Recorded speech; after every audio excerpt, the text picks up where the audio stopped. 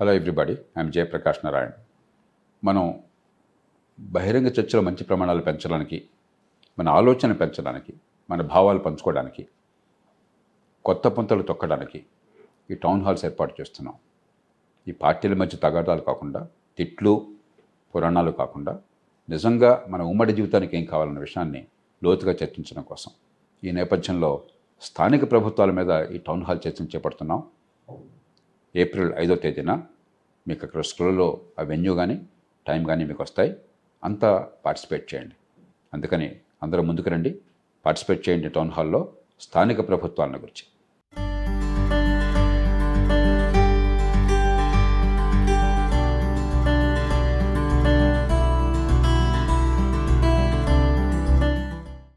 సున్నితమైన సమస్య, అందరిని కూర్చోబెట్టి పరిష్కారం చేయాలి. ఏదో ఒక పరిష్కారం సాధించాలి. 18 లక్షలుగా ఒక నియోజకవర్గాన్ని ఈ డీలిమిటేషన్ పద్ధతిలో కనుక ఆ కమిటీ ఏదైతే సిఫార్సు చేసిందో కొంత జరిగింది, కొన్ని చోట్ల జరగలేదు. అంతేగాని ఊరికే ఇట్లానే ఉండాలా, ఇలా చేయకపోతే అంత తెలుస్తాం, మెడ కోసుకుంటాం, దీన్ని నేను పూర్తిగా తిరస్కరిస్తాను. సో ఇదే జేపీ ఆ జేఏసీకి రేపు పొద్దున్న మద్దతు ఇస్తారా? ఏం చెప్తారు జేపీ గారు? అసలు వాళ్ళు లేదు, సూళ్ళు లేదు, మద్దతు మాట్లాడు. ఇది ఒక రాజకీయమైన అంశమే. మనకి ప్రాతినిధ్యం ఎవరికి ఎంత ఉంటుందో అది రాజకీయ అంశమే. రాజకీయం బూత్ మాట నేను ఎప్పుడు అనుకోవట్లా. కాకపోతే నిర్మాణాత్మక రాజకీయమా, వినాశనాత్మక రాజకీయం. అంతేకాని తెలంగాణ వస్తే అద్భుతాలు జరగవు, తెలంగాణ వస్తే ఉపద్రవము రాదు, ఈ మాట అన్నవాడిని నేను ఒక్కడే.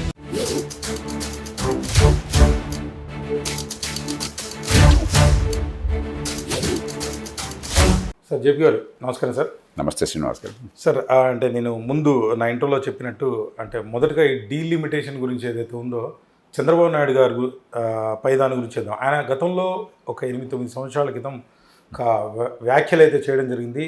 అంటే జనాభాని పెంచడానికి కావచ్చు, మరి ఏ రకంగా అన్నారో అప్పటికైతే అంతా నాయుడుజీ కామన్ మ్యాన్గా నాకైతే లేదు, మరి ప్రజలకు ఉందో లేదో, అంటే కొంతవరకు అయితే లేదు.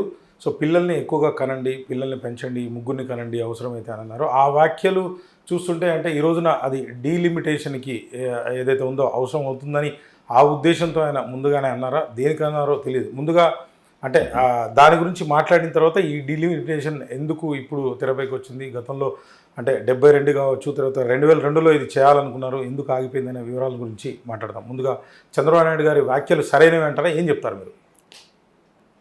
మనం కొంచెం నేపథ్యం అర్థం చేసుకోవాలి. 1800వ సంవత్సరం అని కూడా మనం 100 కోట్ల జనాభాకి చేరలే మానవ సమాజం. 1800 నాటికి సుమారుగా 80 కోట్లు 90 కోట్ల మధ్య ప్రపంచ జనాభా అని చెప్పేది. బహుశా ఆనాడు మన దేశ జనాభా 15-20 కోట్లు ఉంటుంది, తెలియదు ఎవరికి, లెక్కల జనాభా లెక్కలేవు. 1900 నాటికి 160 కోట్ల జనాభా అయింది. అంటే సుమారుగా 100 ఏళ్ల కాలంలో రెట్టింపైంది. అదే గొప్ప విషయం. 100 ఏళ్ల కాలంలో రెట్టింపే ఆ రోజుల్లో చాలా గొప్ప విషయం. మామూలుగా 1000 ఏళ్ల కాలానికి రెట్టింపు అయ్యేది గతంలో. 1900 నుంచి 2000 నాటికి 100 ఏళ్ల కాలంలో ప్రపంచ చరిత్రలో, మానవాళి చరిత్రలో గత 1,00,000 సంవత్సరాల్లో, 3000-2000 సంవత్సరాలు మాట్లాడలా, 1,00,000 సంవత్సరాల్లో ఈనాడు జరగని రీతిన 4 రెట్లు ప్రపంచ జనాభా పెరిగింది. 4 రెట్లు పెరిగింది. అదే రీతిన పెరుగుతూ వస్తే 21వ శతాబ్దంలో అలా పెరిగిందనుకోండి, 2100 నాటికి జనాభా ఇప్పుడు ప్రస్తుతం 820 కోట్లు ఉన్నది, 817 కోట్లు ఎంతో ఉన్నది, 2500 కోట్లు అవుతుంది. ఇక ఈ భూమి ఈ భారాన్ని భరించలేదు. ఇప్పటికే మనందరినీ ఏమంటాం, మనం క్షీరదాలు అంటాం. అంటే పాలిచ్చి పెంచేటు, అంటే జీవపరిణామంలో అత్యున్నత స్థాయిలో ఉన్నది క్షీరదాలు, మ్యామ్మల్స్ అంటాం. వెన్నెముక ఉన్న జంతువుల్లో, వెన్నెముక ఉన్న జంతువుల్లో 5 రకాలు ఉన్నాయి. ఒకటి చేపలు, రెండోది కప్పలు లాంటివి, భూమి మీద నీళ్ళలో కూడా నివసించగలిగేవి, మూడోది పాములు లాంటివి, రెప్టైల్స్ అంటాం, నాలుగోది పక్షులు, ఐదోది క్షీరదాలు. మనం మన దృష్టిలో మనం అన్నిటికంటే పైన ఉన్నాం కదా, మిగతా అన్నింటినీ శాసించగలుగుతున్నాం కదా. వీటిల్లో మొత్తం వాటి బరువును లెక్కేయండి మీరు. భూమి మీద ఈ పాలిచ్చి పెంచే జంతువులు మొత్తం బరువును లెక్కేస్తే 96% మనుషులు పెంచుతున్న పశువులు, పాల కోసం కానీ, లేకపోతే ఆహారం కోసం కానీ, లేకపోతే కొన్ని సందర్భాలు తగ్గిపోయిన చాలా మేరకు పొలం పనుల కోసం కానీ మనం పెంచే పశువులు 96% మన బరువు ఉన్నది. మిగతా అన్నీ ఏనుగులు, తిమింగలాలు, మరి జీవరాశులు జీవరాశులు, గబ్బిలం కూడా మన క్షీరదమే. రైట్. అట్లాగే నీళ్ళల్లో ఉండే డాల్ఫిన్స్ కూడా క్షీరదాలే. రైట్. అలాగే మరి ప్రపంచంలో అతిపెద్ద క్షీరదం, అతిపెద్ద జంతువు ప్రస్తుతం తిమింగలం, అవి కూడా క్షీరదాలే. భూమి మీద ఉన్న సింహాలు, పులులు, లేడ్లు, దుప్పులు, జింకలు మొత్తం అన్నీ కలిపితే కూడా 4% మాత్రమే వాటి బరువు ఉన్నది. కాబట్టి జనాభా ఇంకా పెంచాలన్నటువంటి ఆలోచన చాలా ప్రమాదకరమైన ఆలోచన.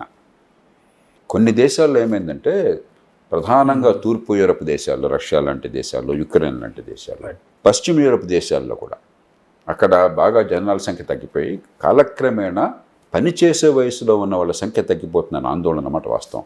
అలాగే జపాన్, అన్నిటికంటే ఎక్కువగా బహుశా సౌత్ కొరియా, దక్షిణ కొరియా, ఇటీవల కాలంలో చైనా. మనం ఆ పరిస్థితులు లేము. ఇంకా ఈ దేశంలో జనాభా ఏడాదికి 2 కోట్లు పెరుగుతోంది. 2000 సంవత్సరంలో ఈ శతాబ్దం ప్రారంభం నాటికి మన దేశ జనాభా 105 కోట్లు, 106 కోట్లు, ఇప్పుడు 146 కోట్లు దాటింది. అంటే ఈ 25 ఏళ్లలో అమెరికా జనాభా కంటే ఎక్కువ కలిపాము ఈ దేశంలో. ఓకే, 30 కోట్లు.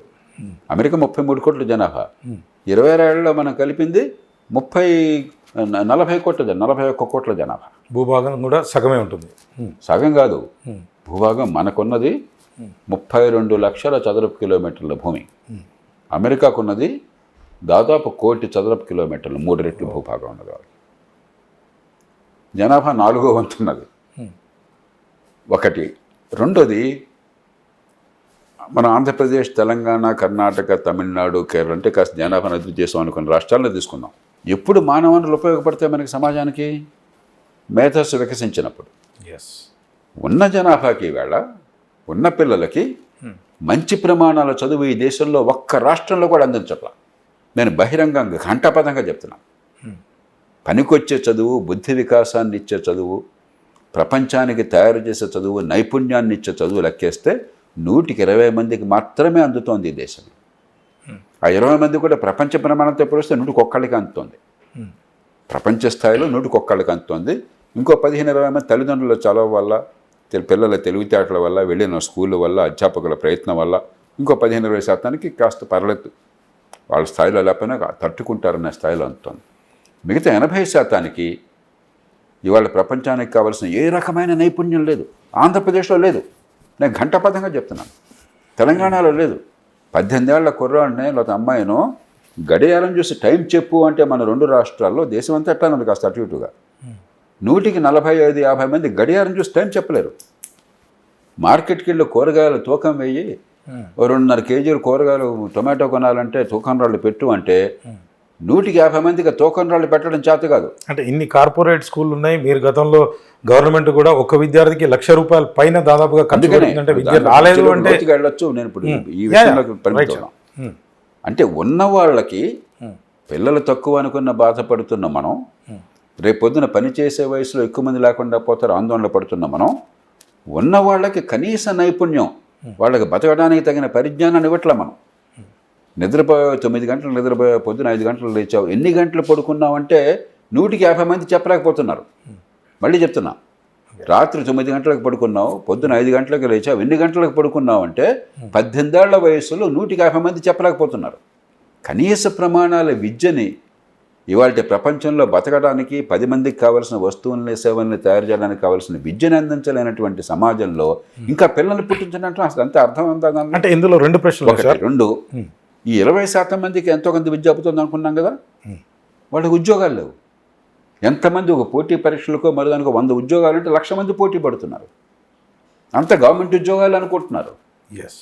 పార్టీలు కూడా, ఆంధ్రప్రదేశ్లో పార్టీలు కావచ్చు, మన ఎన్నికలకు ముందు తెలంగాణలో పార్టీలు కావచ్చు, జాబ్ క్యాలెండర్ ఒక ఆయన అంటాడు, అదే పెద్ద ఉద్యమంలాగా, అది పెద్ద గొప్ప ప్రజలకు హామీలాగా. ఇంకొక ఆయన మెగా డిఎస్సి అంటాడు. అంటే ఏంటి? ప్రభుత్వ ఉద్యోగాలు కొద్దిగా ఉన్నవి తప్ప ఇంకేమీ ఉద్యోగాలు లేవన్న భావాన్ని కలగజేశారు. అంటే ఉద్యోగాల సృష్టి లేదు. ఇలాంటి సమాజంలో ఉన్న వాళ్ళని ఉపయోగించుకోకుండా ఉన్న మానవ వనరులు, ఇప్పుడు మానవ వనరులు లేవని కదా ఇంకా పిల్లల కనమనేది, ఉన్న వనరులు ఉపయోగించుకోండి, మంచి విద్య అందించండి. ఆంధ్రప్రదేశ్లో 1,15,000 రూపాయలు ఒక్కొక్క బిడ్డ మీద ఖర్చు పెడుతుంటే పాఠశాలకు వెళ్ళే బిడ్డల మీద నేను చెప్పిన వాస్తవాలు కాదని చెప్పండి, అంటే కాదని చెప్పండి. లేదండి జేపీ గారు కొంచెం మీకు అసలు ఫీల్డ్ లెవెల్ క్షేత్రస్థాయిలో ఏం జరుగుతుందో మీకు తెలియటం లేదు. మా పిల్లలు ప్రపంచ స్థాయిలో నేర్చుకుంటున్నారు, ఏం ఇబ్బంది లేదు. ఇవాళ ఉద్యోగాలు ఇబ్బడి బొబ్బడిగా ఉన్నాయి, దాని తగ్గ ఉద్యోగాల కోసం పనిచేసే మనుషులు లేరు. మమ్మల్ని ఏం చేయమంటారని కూడా ఆలోచిద్దాం. భూమి సంగతి ఏమవుతుందో తర్వాత చూద్దాం. అంటే దీంట్లో 2 విషయాలున్నాయి సార్, మీరు చాలా అద్భుతంగా చెప్పారు. ఒకటి విద్య కావచ్చు, మనం జాబ్ సోర్స్ కూడా క్రియేట్ చేయలేకపోతున్నాం అనేది ఇది కరెక్ట్. అది వాస్తవంగా కామన్ మ్యాన్గా మేము కూడా ఒప్పుకుంటున్నాం. కానీ ఇక్కడ ఏంటంటే రాను జపాన్ లాగానో ఏదో విధంగా యువత అనేది తగ్గిపోవచ్చు. 2 ఎక్కడైతే జనాభా ఎక్కువ ఉంటుందో అక్కడే బిజినెస్ ఎక్కువ ఉంటుందని ఇంకో ఆలోచన. అంటే దీనికి ఏం చెప్తారు జేపీ గారు? నేను ఇందాక చెప్పాను, 20వ శతాబ్దంలో మానవ చరిత్రలో ఎప్పుడు లేని రీతిని 4 రెట్లు జనాభాని పెంచాం. దానివల్ల భూతాపం వస్తుంది, దానివల్ల పర్యావరణ కాలుష్యం వస్తుంది. హైదరాబాద్లో ఇక్కడి నుంచి ఇంకో చోటికి ప్రయాణం చేయాలంటే మీరు ఎక్కడి నుంచి వచ్చినా ఇక్కడికి వస్తే ఎంత ప్రయాణంలో కష్టమైంది మీకు. ట్రాఫిక్ నరకం అవుతుంది, మంచినీళ్ళ కొరత ఉంటుంది, మంచినీళ్ళ మురినీళ్ళు కలిసిపోతున్నాయి, పొల్యూషన్ పెరుగుతుంది. జనాభా పెరుగుదల వల్ల జీవితం ఇప్పటికే చాలా సందర్భాలు నరకంగా ఉంది. 2 ఉన్న వాళ్ళని ఉపయోగించుకోలేకపోతున్నారు మీరు. నిజంగా మన దేశంలో పని చేసేవాళ్ళు లేరు, పని ఇబ్బడి ముబ్బడిగా ఉంది, ఉపాధి బోళ్ళంత ఉంది, దండిగా చేతిలో పని ఉంది, మంచి ఆదాయాలు వచ్చే అవకాశం ఉంది, మనుషులు లేరు అని చెప్పంటే ఆలోచించవచ్చు. అది కూడా ఇతర దేశాలకు సమస్య, మనకు సమస్య లేదు. ఎందుకని? మీరు మహారాష్ట్ర తీసుకోండి, మనకంటే చాలా అభివృద్ధి చెందిన రాష్ట్రం, అభివృద్ధి చెందుతున్న రాష్ట్రం, ఆర్థికంగా క్రమశిక్షణ పాటిస్తున్న రాష్ట్రం. ఇప్పటికే $500 బిలియన్ దాటింది మహారాష్ట్ర జీడిపి, ఒక $500 ట్రిలియన్. బహుశా ఇంకో 6-7 ఏళ్లలో $1 ట్రిలియన్ దేశంలో మొట్టమొదటి రాష్ట్రం అవుతుంది, $1 ట్రిలియన్ జీడిపి ఉన్న రాష్ట్రం అవుతుంది. లక్షలాది మంది, 10 లక్షల మంది దేశం నలుమూలల నుంచి వలసలు వస్తున్నారు. ఎందుకని? ఇక్కడ పని ఉంది, అక్కడ అవసరం ఉంది. కాబట్టి మన దేశం ఒక్కటే కదా. హైదరాబాద్లో కూడా ఎన్నో రంగాల్లో మీరు మరి అస్సాం నుంచి వచ్చేవారు ఉన్నారు, ఒరిస్సా నుంచి వచ్చేవారు ఉన్నారు, బీహార్ నుంచి వచ్చేవారు ఉన్నారు, యూపీ నుంచి వచ్చేవారు ఉన్నారు. కాబట్టి మనకు అసలు ఈ భారతదేశంలో ప్రస్తుతం ఉన్న పరిస్థితుల్లో పని చేయడానికి మనుషుల కొరత అన్నది వాస్తవం కాదు. ఇవన్నీ అయినా కూడా ఇబ్బంది ఉందనుకోండి, అప్పుడు జనాభా పెరగకుండా సమతూకం ఏం చేద్దాం, అప్పుడు ఆలోచిద్దాం. అది 50 ఏళ్ల తర్వాత ఆలోచించాల్సిన సమస్య. ఏది అందరికీ మంచి విద్య అందించాక, అందరికీ నైపుణ్యం వచ్చాక, ఉన్న జనాభాని మించి ఉద్యోగాలు ఉన్నట్లయితే అప్పుడు ఏం చేద్దామని అప్పుడు ఆలోచిద్దాం. ఇప్పుడు ఉన్నవాళ్ళకి విద్య అందించండి, ఉన్నవాళ్ళకి నైపుణ్యం ఇవ్వండి, ఉన్నవాళ్ళకు ఉపాధి కలిగించి ఏర్పాటు చేయండి.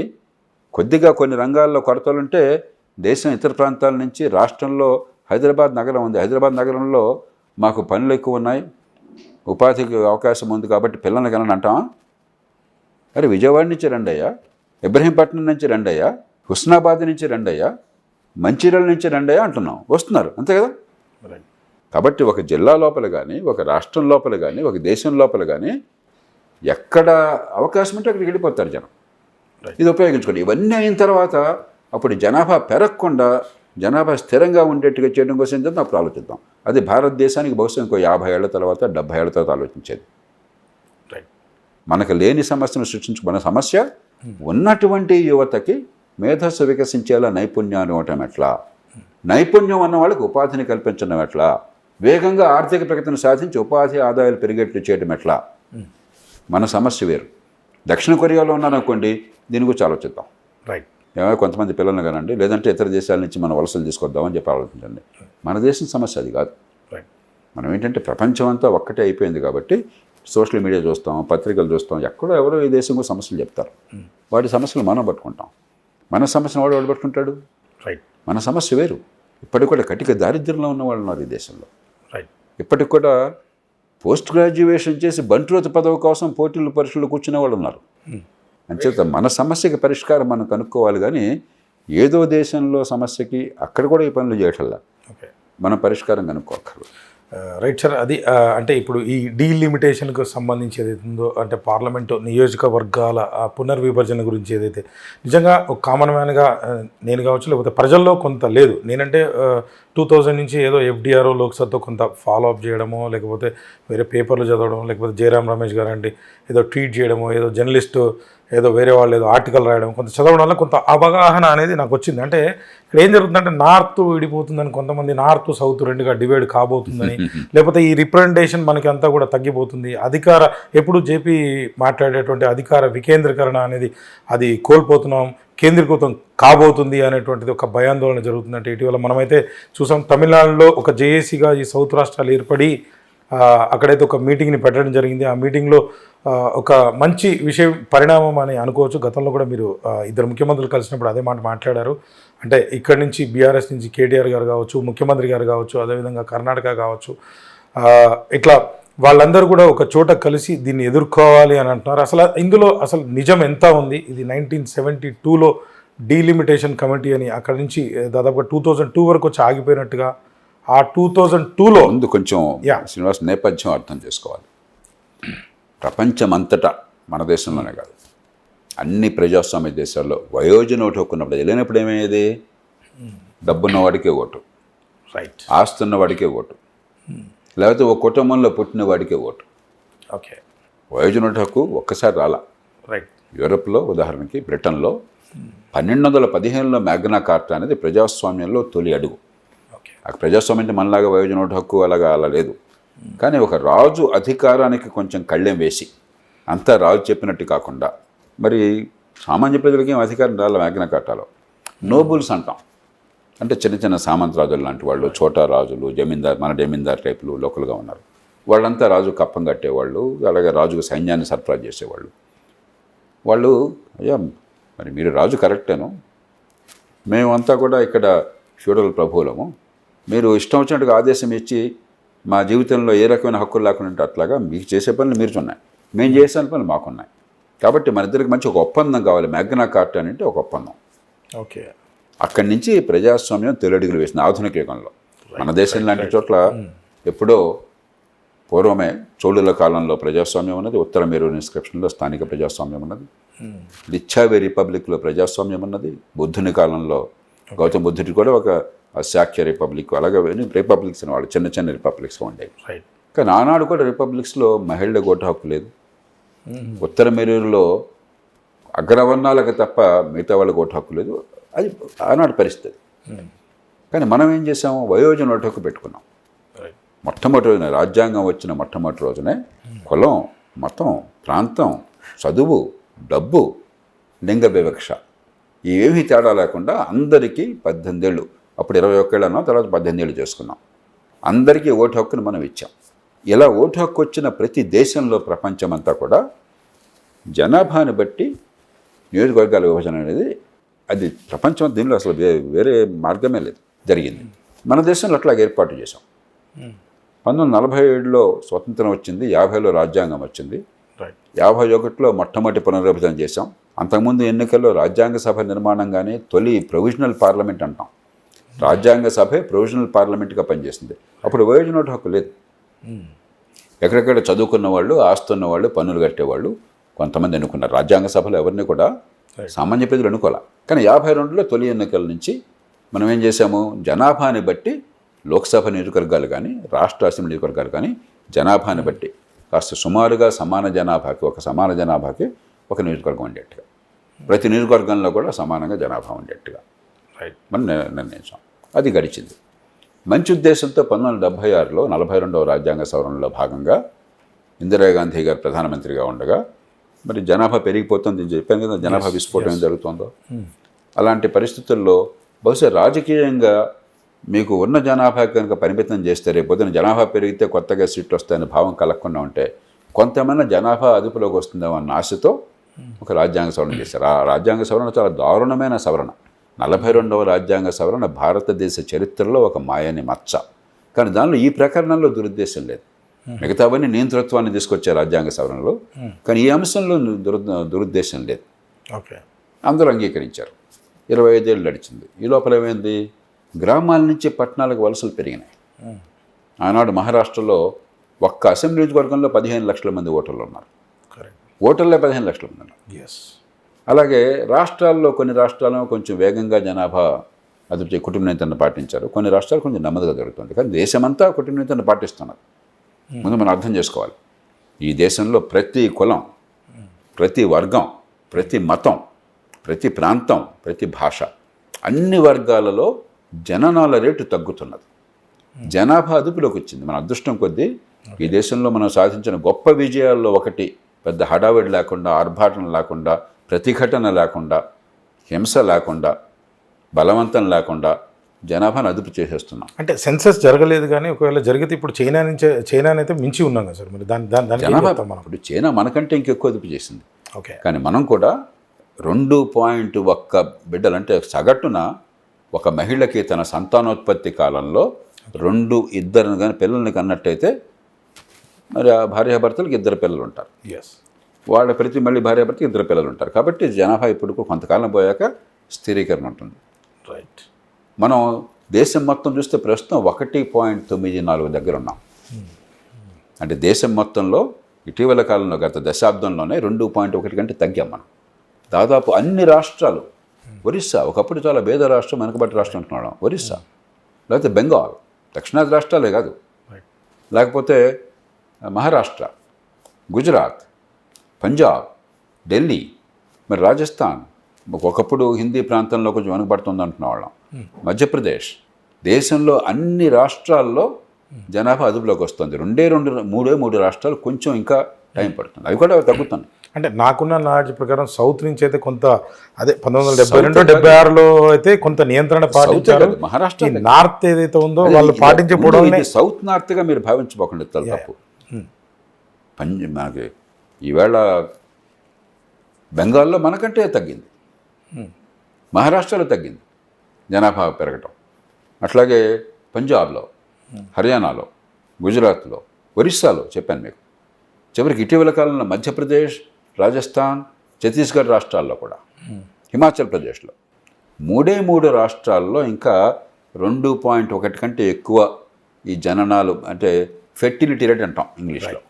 అంటే ఒక మహిళ తన సంతానోత్పత్తి కాలంలో సగటున ఎంతమంది పిల్లల్ని కంటుంది?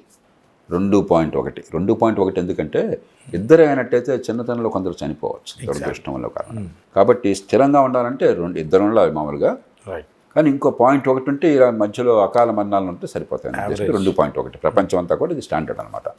3 రాష్ట్రాలు, దానిలో ఎక్కువగా ఉన్నది ఇంకా బీహార్ ఇంకా 2.8, 2.7 ఆ స్థానంలో ఉంది. కానీ తగ్గుముఖం పడుతుంది. బహుశా ఈ దశాబ్దంలో ఇంకొక 7-8 ఏళ్ళలో తగ్గిపోతుంది. బీహార్ కొంచెం ఆలస్యంగా ఉన్నది. 2 ఉత్తరప్రదేశ్ 2.4 ఆ ప్రాంతాల్లో ఉన్నది. ఇంకో 3-4 ఏళ్ళలో వాళ్ళు 2.1కి వచ్చేస్తారు. 3 జార్ఖండ్, వాళ్ళు కూడా సుమారుగా ఆ స్థాయిలో ఉన్నారు, ఉత్తరప్రదేశ్ లాగా 3-4 ఏళ్ళలో వచ్చేస్తారు. కాబట్టి గత 30-40 ఏళ్ల కాలంలో ఎన్నో తప్పులు చేసిన ఈ దేశంలో మనం సాధించిన ఘన విజయాల్లో ఒకటి జనాభా నియంత్రణ. మనకి రాజకీయంగా రకరకాలు ఉండొచ్చు, కానీ గొప్ప విజయాన్ని మనం పరాజయంగా మార్చబోకండి, ఓటమిగా మార్చబోకండి. విజయం కోరల్లోంచి ఓటమిని లాగబోకండి. ఈ దేశం మరి ఇంత పేదరికం ఉన్న దేశం, ఇంత విద్య లేని దేశం. మామూలుగా విద్య బాగా పెరిగితే, ముఖ్యంగా మహిళల విద్య బాగా పెరిగితే, ఆదాయాలు బాగా పెరిగితే, మంచి ఆరోగ్యం అందితే అప్పుడు జనాభా నియంత్రణలోకి వస్తుంది. ప్రపంచం అంతా కూడా. మన దేశంలో ఈ 3 సరిగ్గా జరగల. విద్య ఎలా ఉంది ఇందాక చెప్పాను కదా, రైట్. సో పేదరికంగా కొనసాగుతుంది కదా. విద్య లేకపోతే మహిళల విద్య కూడా లేదు కదా. ఉన్నవాళ్ళ మహిళలకు ఇంకా తక్కువ ఉంది కదా విద్య ఈ దేశంలో. పేదరికం కొనసాగుతుంది కదా. అయినా కూడా రాజకీయంలో అందరం ఏకాభిప్రాయం ఉండటం చేత, సమాజంలో అన్ని వర్గాలు కలిసి రావడం చేత అద్భుతమైన విజయాన్ని భారతదేశం సాధించింది. ముందు అది గుర్తించాలి. మనమేదో గందరగోళ పడిపోయి, కంగారు పడిపోయి, లబోదీపం అంటాం కంటే ముందు ఇంత పేద దేశంలో ఇది గొప్ప విజయం. ఇది నా దృష్టిలో గత 30-40 గత 50 ఏళ్ళు, 60-70 ఏళ్ళలో సాధించిన 3 గొప్ప విజయాలు. ఒకటి, జనాభాని అట్టకే లబ్ధిలోకి తెచ్చాం. 1970ల దశకంలో 50 ఏళ్ల క్రితం నాలాంటి వాళ్ళంతా కూడా ఎంత పీడకలు వచ్చాయి మాకు. నేను కొన్ని ఏళ్ల పాటు మదన పడేవాడు, అయ్యో ఏమైపోతుంది జనాభా, ఈ దేశం ఏమైపోతుంది. అప్పుడు ఆనాడు 70 కోట్ల జనాభా ఉండదు. ఇంతమంది పిల్లలు పుడితే ఏమవుతుంది, జనాభా విస్ఫోటం, భయం కలిగేది. అది పరిష్కారం అవుతుంది. 2, ఫెడరల్ వ్యవస్థ. ఆనాడు అంతా కేంద్రీకృత వ్యవస్థ. అంత ఇందిరాగాంధీ గారి కాలంలో పూర్తిగా ఢిల్లీ వారి చేతిలోని పెత్తనం. ఎన్టీ రామారావు లాంటి మహానాయకుడిని ప్రజలు ఇంత పెద్ద ఆదరణతో గెలిపిస్తే టక్కని ఒక కలం పూర్తి పీకి పారేశారు. ఓకే.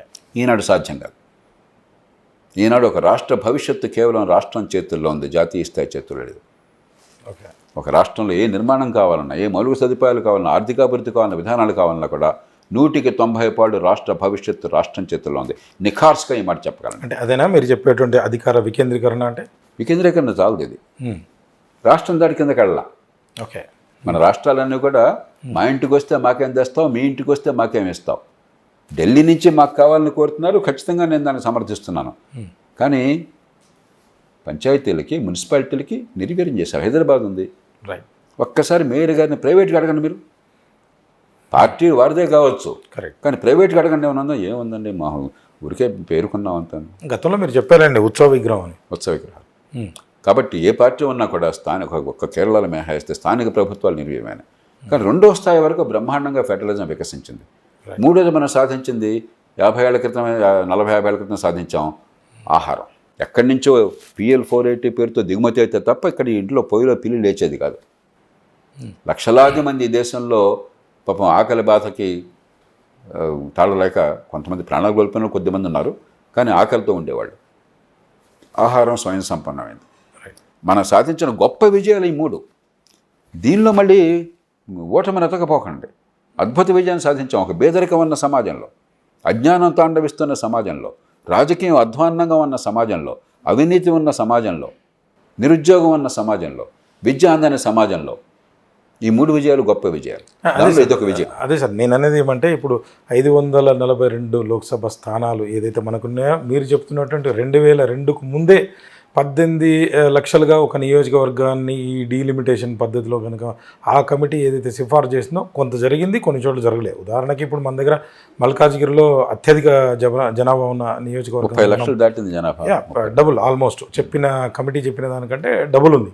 అది కరెక్టే. కానీ ఇప్పుడు ఇక్కడ మరి ఆ పరిస్థితి, ఈ భయాందోళన, తమిళనాడులో మీటింగ్ పెట్టడం, లేకపోతే ఇదే జేపీ గారు 2002లో సిపిఆర్ అనే ఒక సంస్థతో FDR అనే సంస్థ 2 కలిపి ఒకటి ఢిల్లీలో మరి ఒక రౌండ్ టేబుల్ మీటింగ్ ఎందుకు పెట్టాల్సి వచ్చింది? మరి ఈ జేపీ గారే నేను దాన్ని ఆపేటువంటి ప్రయత్నం ఆ రోజున చేయాల్సింది ఎందుకు వచ్చింది? 84వ రాజ్యాంగ సవరణ ప్రధానంగా వచ్చింది శివరామకృష్ణ గారు నేను పూనుకోవటం వల్ల.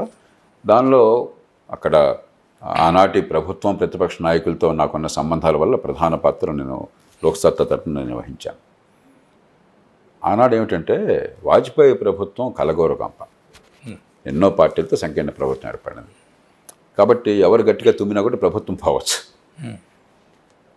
రెండోది 1998లో పొఖరాన్ అణు విస్ఫోటం వల్ల మనం బహిరంగంగా ప్రకటించకపోయినా అణుబాంబులు మాకున్నాయన్న విషయాన్ని ప్రపంచానికి తెలియజేశాం.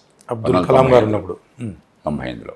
దానివల్ల ప్రపంచం అంతా మన మీద ఆంక్షలు విధించింది. అమెరికా కానీ, మరి పాశ్చాత్య దేశాలు కానీ మనకి ఆర్థిక సాయం అందకుండా, అంతకుమించి సాంకేతిక సాయం అందకుండా మనకి ఆంక్షలు విధించాలి. చాలా సంక్షోభంలో ఉన్నాం.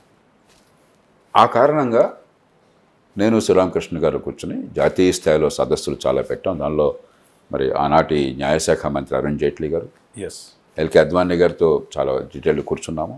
తర్వాత మొత్తం జాతీయ స్థాయి ఎన్నికల సంఘంలో 3 సభ్యులప్పుడు ఎన్నికల సంఘం ప్రధాన ఎన్నికల కమిషనర్గా లింగ్డో గారు ఉండేవారు. లింగ్డో గారు, కృష్ణమూర్తి గారు అనుకుంటాను, బహుశా 3వ ఆయన కూడా తర్వాత చీఫ్ ఎలక్షన్ కమిషనర్ అయినారు. ఆయన 3 దానిలో పాల్గొన్నారు. తర్వాత అన్ని రాష్ట్రాల నుంచి రాష్ట్ర ఎన్నికల సంఘాలను పిలిచాం. ఎందుకంటే అప్పటికి రాజ్యాంగ సవరణ 93-94 సంవత్సరాల్లో జరిగి 73-74 సవరణ వచ్చింది. అంటే స్థానిక ప్రభుత్వాలకు రాజ్యాంగ ప్రతిపత్తి వచ్చింది, రాష్ట్రాలకు మళ్ళీ ఎన్నికల కమిషన్ ఏర్పాటు చేశారు. మేము గట్టిగా 3 అంశాలు ఆనాడు ప్రతిపాదన చేశాం. ఒకటి, ఇప్పుడు దేశం సంక్షోభంలో ఉన్న ఈ సమయంలో ఆర్థిక సంక్షోభం ఉన్నది, రాజకీయంగా అస్థిరత ఉన్నది. ఇప్పుడు ఈ పంచాయతీ మనకొద్దు. మళ్ళీ ఉత్తరాది, దక్షిణాది కొన్ని రాష్ట్రాలకు సీట్లు తగ్గినాయి, కొన్ని రాష్ట్రాలకు పెరిగినాయి. ఈ గొడవ ఉంటే రాజకీయంగా కూడా దేశం నిలవలేదు. ఇవాళ ఆర్థికంగా పతనం అవుతుంది, కష్టకాలంలో ఉన్నాం కాబట్టి ఇది వద్దు అనేది మొట్టమొదటి వాదన. 2, ప్రతి 10 ఏళ్లకి ఇక నుంచి ఇప్పుడు సీట్ల సంఖ్యను మనం స్థిరీకరిద్దాం, అది పార్లమెంట్ ఇష్టం. కానీ సీట్ల సంఖ్య ఎంతైనా కూడా అసెంబ్లీ కానీ లోక్సభ కానీ ప్రతి 10 ఏళ్లకి జనాభా లెక్కలను బట్టి మనం పునర్విమర్శించేద్దాం. అప్పుడేమవుతుంది, ఇప్పుడు ఆనాడు ఆంధ్రప్రదేశ్లో 42 సీట్లు ఉన్నాయి, ఇప్పుడు 2 రాష్ట్రాలు కలిపితే 42 సీట్లు ఉన్నాయి. ఈ 42 సీట్లు అలాగే కొనసాగినా కూడా నగరాల్లో ఒక సంఖ్య, గ్రామాల్లో ఒక సంఖ్య ఉండాల్సిన అవసరం లేదు మనకి అసెంబ్లీ కానీ లోక్సభకు కానీ. కాబట్టి జనాభా రాష్ట్రం లోపల మారుతోంది, గ్రామాల నుంచి పట్టణాలకు పోతోంది. మల్కాజిగిరి ఎందుకని అంత పెద్ద పెరిగింది? హైదరాబాద్ కోర్ ఏరియాలో పెద్ద జనాభా పెరగల. ఎస్ ఎస్ కొత్తగా వలసలు ఉభయ రాష్ట్రాల నుంచి, ఈనాటి ఉభయ రాష్ట్రాలు, ఆనాటి ఆంధ్రప్రదేశ్ అన్ని ప్రాంతాల నుంచి, అయితే దేశంలో ఇతర ప్రాంతాల నుంచి వచ్చిన వాళ్ళు అత్యధికులు ఎక్కడికి వెళ్ళారు? ఈ కోర్ ఏరియా బయటికి వెళ్ళారు, విస్తరించిన ఏరియా. ఎందుకంటే ఇక్కడ కొత్తగా ఇంకేం లేదు కదా. మీరు పంజగుట్టలో, ఇప్పుడు ఇక్కడ మనం ఉన్నాం, పంజగుట్టలో సోమాజిగూడలో ఉన్నాం, ఇక్కడ కొత్తగా ఎంతమంది వస్తారు? వేగం ఉంది ఇళ్ళు. కాబట్టి గ్రీన్ ఫీల్డ్ డెవలప్మెంట్ జరిగింది. సహజంగానే కొత్త వలసలన్నీ కూడా అక్కడ చేరినాయి కాబట్టి మల్కాజిగిరి జనాభా అంత పెరిగింది. మరి పెరిగిన దానికి తగ్గట్టు ప్రాతినిధ్యం లేకపోతే, మరి 35 లక్షల మందికి 10 లక్షల మందికి తేడా లేకపోతే, అట్లాగే అసెంబ్లీ అయినట్టయితే 2 లక్షల మందికి 15 లక్షల మందికి తేడా లేకపోతే ప్రాతినిధ్యం ధర్మం కాదు కదా, జనాభాని బట్టి ఉండాలి. అంటే ఇక్కడ ఒక పాయింట్ సార్, అదే సౌత్లో ఇప్పుడు వచ్చేసి మీరు చెప్పిన తెలుగు రాష్ట్రాలు ఎగ్జాంపుల్ తీసుకుందాం సార్. ఇక్కడ 17, అక్కడ 25 లాగా 42, మొత్తం సౌత్ కలిపితే కూడా టోటల్గా ఇప్పుడు నార్త్ గానే దానికి వద్దాం. నేను ఆనాడు ఏం ప్రతిపాదించామో నేను చెప్తున్నాను. కాబట్టి ప్రతి 10 ఏళ్లకి జనాభా లెక్కలను బట్టి రాష్ట్రం లోపల అసెంబ్లీ సీట్లు, లోక్సభ సీట్లు పునర్విభజన చేయండి. ఓకే. దాంతోపాటు మరొకటి కూడా నేను ప్రతిపాదించాను. ఎస్సీ సీట్లు ఉన్నాయి. ఎస్టీ సీట్లు సాధారణంగా ట్రైబల్ ఏరియాలోనే ఉంటాయి. ఎస్సీ అట్లా కాదు కదా, ఎస్సీలు సమాజంలో అన్ని ప్రాంతాల్లో ఉన్నారు, ఎస్సీలు ఉన్నారు. ఒకచోట ఎస్సీ మెజారిటీ భారతదేశంలో నాకు తెలిసి ఎక్కడ లేదు. అసెంబ్లీ కానీ లోక్సభ కానీ మన సమాజం నిర్మాణాన్ని బట్టి ప్రతి గ్రామంలో కూడా ఎస్సీలు ఉంటారు, బీసీలు ఉంటారు, రకరకాలు ఉంటారు.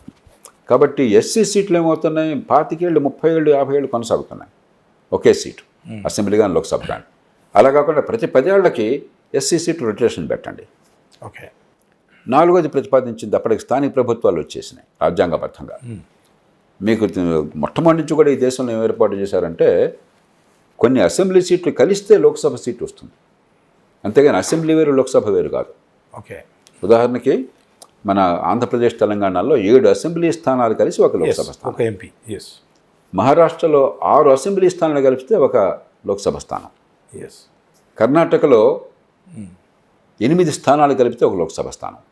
25 లోక్సభ స్థానాలు ఉన్నాయి, 224 అసెంబ్లీ స్థానాలు ఉన్నాయి. ఉత్తరప్రదేశ్లో 5 స్థానాలు కలిపితే ఒక లోక్సభ స్థానం. కానీ 5 అసెంబ్లీ స్థానాలు కలిసి ఒకే లోక్సభ స్థానంలో మొత్తం కలిసి ఉంటాయి.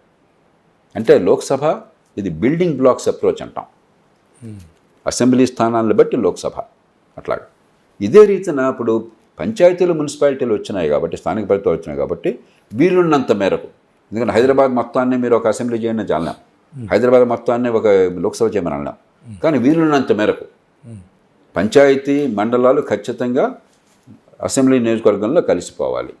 అదే పెద్ద నగరాలు అన్నట్టయితే అప్పుడు నగరాన్ని విభజించవచ్చు. అది మినహాయించి ఎంత వీలుంటే అంత పంచాయతీలు, మున్సిపాలిటీలు లోక్సభ స్థానాల్లో, అసెంబ్లీ స్థానాల్లో కలిసిపోవాలి. అసెంబ్లీ ఎలా లోక్సభలో కలుస్తుందో అసెంబ్లీలో అది కూడా అంగీకరించారు. ఇవి దాంతోపాటు ఇంకో ప్రతిపాదన చేసింది ఏంటంటే, రాజ్యాంగంలో చేసిన పొరపాటు వల్ల ఓటర్ల జాబితా లోక్సభ ఎన్నికలకి, అసెంబ్లీ ఎన్నికలకి జాతీయ స్థాయి ఎన్నికల సంఘం, పంచాయతీ మున్సిపాలిటీలకు రాష్ట్ర ఎన్నికల సంఘం. అదే పౌరులు, అదే ప్రజలు, అదే ప్రాంతము, అదే చట్టము, అదే ఓటు హక్కు. అందరికీ 18 ఏళ్ళు ఓటు హక్కే, అందరికీ వయోజన ఓటు హక్కే. నీకు ఒక లిస్టు, ఇంకొక లిస్ట్ ఏంటి? కాబట్టి ఈ లిస్టుని కలపండి. ఓకే. ఈ 5 ప్రతిపాదనలు పెట్టాం. దానిలో మొట్టమొదటిది పెద్దది రాజకీయ కారణాల వల్ల అంగీకరించారు. ఓకే. ఏమిటి? మళ్ళీ మనం ఇంకో 25 ఏళ్ళు వాయిదా వేద్దామని. మేమంతా అనుకున్నాం 25 ఏళ్ళ తర్వాత రాజుగూడ రౌతేవుడు, ఇప్పుడు సమస్యలు కనీసం జనం లేకుండా పోయింది కదా అనుకున్నాం. 25 ఏళ్ళు గిర్రును తిరుగుతాయని, నాలాంటి వాళ్ళం ఇంకా ప్రజాజీవనంలో ఉంటామని ప్రత్యక్షంగానో పరోక్షంగానో 2002 అనుకోలే. కాబట్టి 25 ఏళ్ళ తర్వాత కదా అనుకున్నాం, ప్రస్తుతానికి వాయిదా వేద్దాం అనుకున్నాం. ఈ 25 ఏళ్ల లోపల మళ్ళీ జనాభా లెక్కలను బట్టి పునర్విభజన చేయండి రాష్ట్రాల లోపల అనేది అంగీకరించాల. ఎందుకని? ఎంపీలంతా వ్యతిరేకించారు.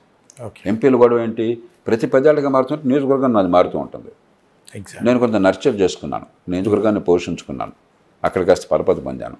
మరి ఎక్కడ విభజనలో ఏమైపోతుందో, నా నియోజకవర్గం ఉంటుందో పోతుందో, ఈ భాగం పోతుందో, అక్కడ నా ఓట్లు ఉన్నారు, ఏమి కంగారు ఉంటుంది. కాబట్టి అది వాళ్ళు ఎంపీల ఒత్తిడి వల్ల ప్రభుత్వం దానికి ముందుకు వెళ్ళాలి. అది సరైన సబబైన ప్రతిపాదన మేము చేసింది. 3వ ప్రతిపాదన మేము చేసింది ఎస్సీ రిజర్వేషన్లో రొటేషన్. అది కూడా అదే కారణంగా, ఎస్సీ సభ్యులందరూ మా సీటు పోతే ఎట్లాగా, నేను ఒకసారి సీటు ఉన్న తర్వాత ఆ సీటు పోకుండా ఉండాలి అని చెప్పిన భావం ఉంటుంది కదా, అది జరగల. 4, 5 జరిగినాయి. పంచాయతీలు, మున్సిపాలిటీలు వీలున్నంత మేరకు అసెంబ్లీ నియోజకవర్గంలో భాగంగా ఉండాలన్నది అమలైంది. పెద్ద మున్సిపాలిటీలో సాధ్యం కాదు కానీ అమలైంది. 5వది చట్టబద్ధంగా రాజ్యాంగంలో ఉంది కాబట్టి రాజ్యాంగాన్ని మార్చకపోయినా కూడా చాలా మేరకు మీరు గమనిస్తే స్థానిక ఎన్నికల జాబితా, ఓటర్ల జాబితాకి, అసెంబ్లీ జాబితాకి తేడా లేకుండా చాలా వరకు తగ్గిపోయింది. కాబట్టి ఆనాడు ఆ నేపథ్యం అది అటు పార్టీలు కలిసి వచ్చినాయి, ఎన్నికైన ప్రభుత్వం ముందుకు వచ్చింది. ఆనాడు రాజకీయ పరిస్థితుల వల్ల, ఆనాడు ఉన్నటువంటి ఆర్థిక పరిస్థితుల వల్ల ఈవేళ దేశంలో రాజకీయ పరిస్థితులు మారినాయి. మారినప్పుడు సహజంగా మళ్ళీ ఇది చాలా సున్నితమైన అంశాలు. ఇవేమీ కూడా ఇప్పుడు ఎవరి వాదన వాళ్ళు చెప్తారు. సహజంగా దక్షిణాది రాష్ట్రాలు, లేకపోతే పశ్చిమ భాగాన ఉన్న రాష్ట్రాలు, లేకపోతే తూర్పున ఉన్న రాష్ట్రాలు కాస్త జనాభా అదుపు కొంచెం ఎక్కువైంది అనుకోండి, మరి మాకు సీట్లు అదనంగా మాకు పోతే ఎట్లాగా అంటారు. మరి జనాభా పెరిగిన అనుకోండి, మరి జనాభా నోటి సీట్లు లేకపోతే ఎట్లాగా అంటారు. దీనిలో ఏమిటంటే ఏది గొప్ప సిద్ధాంతం లేదు, ఇది ఒక ఒడంబడిక. ఎవరి వాదన వాళ్ళకి ఇప్పుడు తల్లిదండ్రులతో మనం డబ్బుల కోసం లేకపోతే ఆస్తుల కోసం పోరాడినప్పుడు ప్రతి అన్న, ప్రతి తమ్ముడు, ప్రతి అక్క, ప్రతి చెల్లి తన వాదన కరెక్ట్ అనుకుంటారు. అది సహజం. అది జీరో సమ్ గేమ్ అంటాం దీన్ని. మీకు ఎక్కువ వస్తే నాకు తక్కువ వస్తుంది, నాకు ఎక్కువ వస్తే మీకు తక్కువ వస్తుంది, మనతో తన్నుకులాడుతుంటాం. రిజర్వేషన్లు కూడా అంతే. ఇది కూడా మానవ సహజం ఇది. కాబట్టి వీటిని చాలా సున్నితమైన సమస్యలు, అందరిని కూర్చోబెట్టి పరిష్కారం చేయాలి, ఏదో ఒక పరిష్కారం సాధించాలి. దీనికి తాబట్టిన కుందేటికి 3 కాళ్ళు అనకుండా 2 పక్కల నుంచి కూడా కొంత ఇచ్చిపుచ్చుకునే ధోరణి కావాలి. దాంతోపాటు మనకు మౌలికమైన సమస్య ఏంటి, అసలు నిజంగా అంత సీట్లు ఎక్కువ మారట్ల ముందు అర్థం చేసుకోవాలి. మనం అది ఊరికే ప్రపంచం మునిగిపోతుందనే భావన. 31 సీట్లు 32 సీట్లు మొత్తం ఎక్కువ తక్కువ లేదు. కొన్ని రాష్ట్రాలకి 32 సీట్లు అన్నీ కలిపిపోతే, అన్ని రాష్ట్రాలకి కలిపి 32 సీట్లు పోతే, కొన్ని రాష్ట్రాలకు వచ్చేది 32 సీట్లు లేకపోతే 34 సీట్లు, అంటే 6% సీట్లు. ముందు ఇదేదో అయ్యి బాబోయ్ నాకేదో మొత్తం పోతున్నాయి అది కాదు, వాస్తవం 6% సీట్లు పోయేది. కాబట్టి దీన్ని మనం బాగా పెద్దదిగా చిత్రించి సమస్యను భూతత్వంలోంచి చూసి ఒక ఉపద్రవంలా మార్చొద్దు.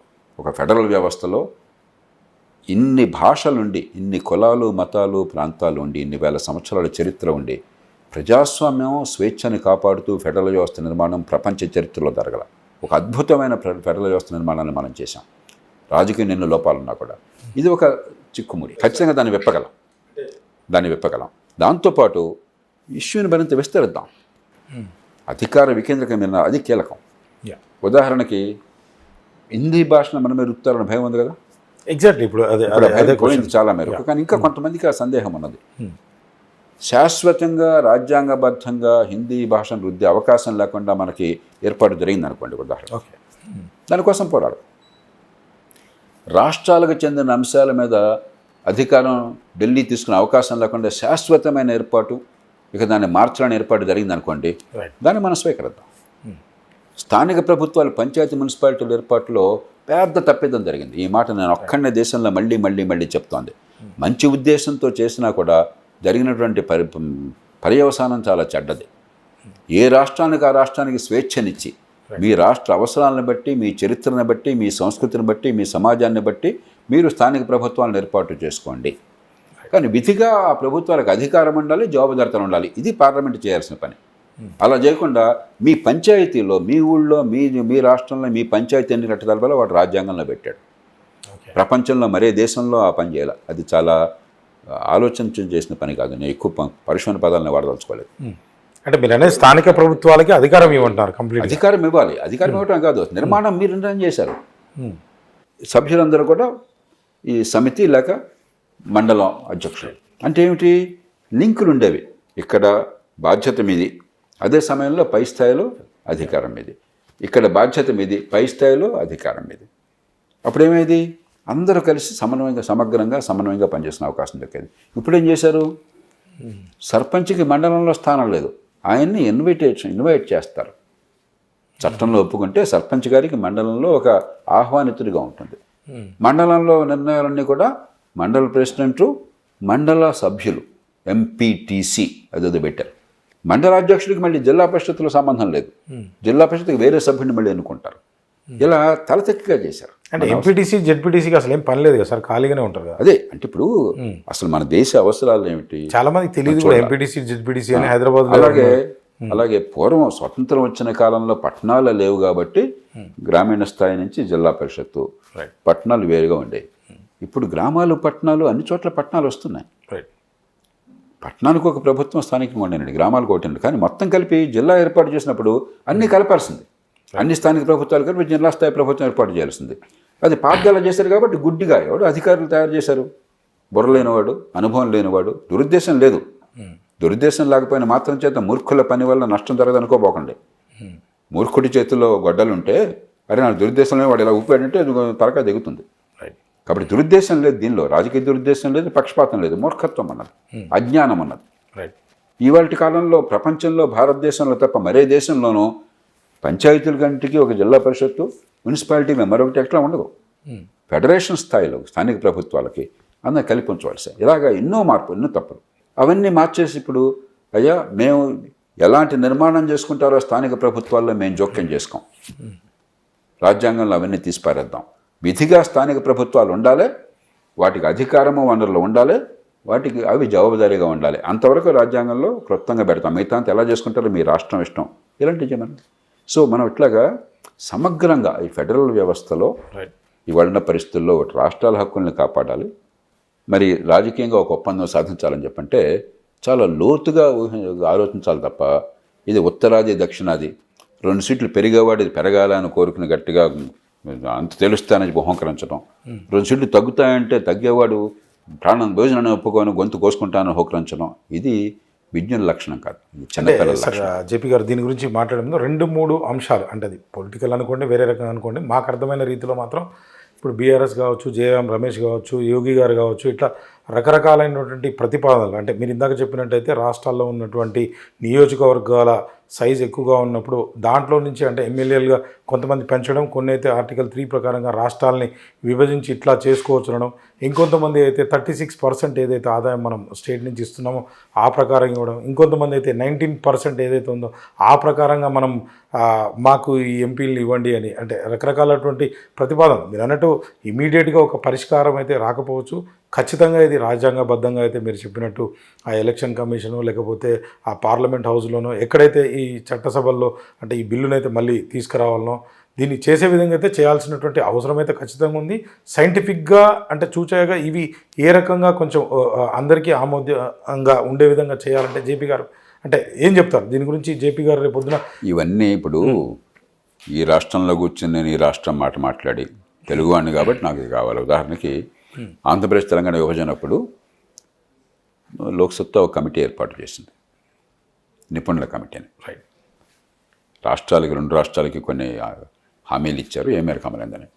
ఆనాడు మేము గుడ్డిగా ఆంధ్రప్రదేశ్ కాబట్టి అన్ని ఆంధ్రప్రదేశ్కి ఇవ్వండి అడగల, అది చాలా తేలిక. తెలంగాణ కాబట్టి తెలంగాణకి ఇవ్వని అల్ల. అప్పుడు మీ మాటకి పెద్ద విలువ ఉండదు, మీరు ఒక మాట చెప్తారు, ఇంకో రాష్ట్రం కూడా వాడికి కావాలంటాడు. తుంగభద్ర నీళ్ళు ఉన్నాయి, కర్ణాటక కూడా పోతే ఒక్క నీళ్ళు కిందకెళ్ళని అంటాడు, ఆంధ్రప్రదేశ్ పోతే ఒక్క నీళ్ళు రాకపోతే ఊరుకొని అంటాడు. కావేరీ జలం ఉంది, కర్ణాటక పోతే మా పొలాలు ఎండిపోతే మేము అంటాడు. వాడు పేట్రియాటు, రాజకీయంగా పెద్ద పర్పస్ సాధిస్తాడు. తమిళనాడులో అదే పార్టీ వాడు వచ్చి ఇక్కడ రాకపోతే ఊరుకొని అంటాడు, వాడు పెద్ద పేట్రియాటు. కాబట్టి ఇది చాలా తేలిక.